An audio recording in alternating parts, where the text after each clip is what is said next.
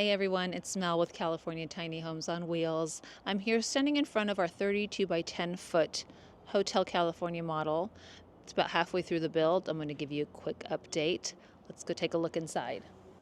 So it's kind of a hot mess in here right now, obviously, because we're in the middle of construction, but I just wanted to give you guys an idea of the feel of the space. Again, this is 320 square feet tiny home, 32 by 10 feet. All right, let's see. We're at the front door here. Give you a quick tour of the bathroom. This is your toilet, shower. I'm 6 feet tall. This is 7 feet. This is your vanity where you're going to wash your hands. Stackable washer dryer here. Your TV will be on the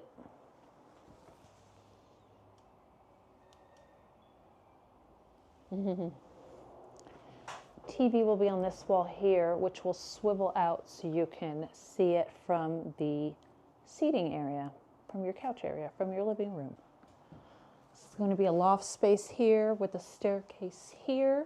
There will be plenty of storage underneath the staircase.